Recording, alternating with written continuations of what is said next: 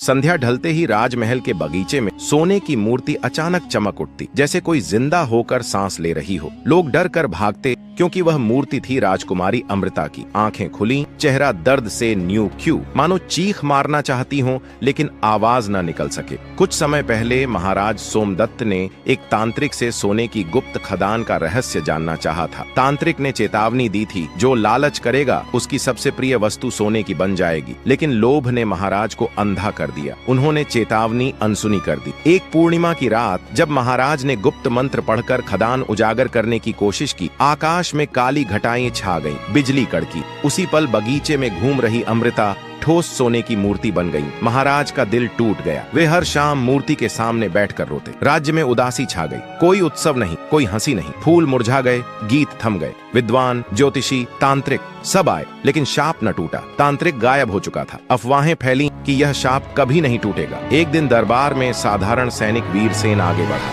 वह अमृता का बचपन का साथी था, जो चुपके से उन्हें चाहता था। महाराज, उसने कहा, मैं तांत्रिक को ढूंढूंगा और शाप मुक्त करवाऊंगा। महाराज ने हंसकर टाला। कई वीर गए थे, कोई लौटा नहीं। लेकिन वीरसेन की आंखों में कुछ ऐसा था कि महाराज मान गए। वीरसेन घने जंगल में निकल पड़ा। दिन रात भटकता रहा। जंगली जानवरों ने हमला किया, विषैले सांप डसे। रातें ठंडी और भयावह थीं। उसे बार बार लगा कि कोई छाया उसका पीछा कर रही है। एक शाम उसे खून से लिखे मंत्रों वाली पुरानी गुफा मिली। अंदर धुआं उठ रहा था। उसने पुकारा, हे तांत्रिक, मैं शाप मुक्त करने आया हूँ। जवाब में ठंडी डरावनी हंसी गूंजी। अचानक काली छाया सामने आई। लंबी दाढ़ी, जलती आंखें, हाथ में काला त्रिशूल। मूर्ख, तांत्रिक गर्जा, लालच की सजा अमर है। राजकुमारी हमेशा सोने की रहेगी। वीरसेन ने साहस नहीं छोड़ा। घुटने टेक कर बोला, मैं लालच के लिए नहीं, केवल सच्चे प्रेम के लिए आया हूँ। महाराज पछता चुके हैं। खदान बंद कर दी। सारा सोना गरीबों में बांटने का संकल्प लिया है। कृपा करें। तांत्रिक चुप रहा। उसकी आंखें वीरसेन की आत्मा को परख रही थीं। फिर बोला, शाप तोड़ने की एक अंतिम परीक्षा है। यह कटार अपने सीने में उतार। यदि तेरी नीयत शुद्ध है, तुझे कुछ नहीं होगा और शाप टूट जाएगा। यदि नहीं, तू भी सोने का बन जाएगा। वीरसेन ने बिना हिचक कटार ली। उसकी आंखों में सिर्फ अमृता का चेहरा था। उसने कटार सीने पर रखी और धीरे धीरे दबाई।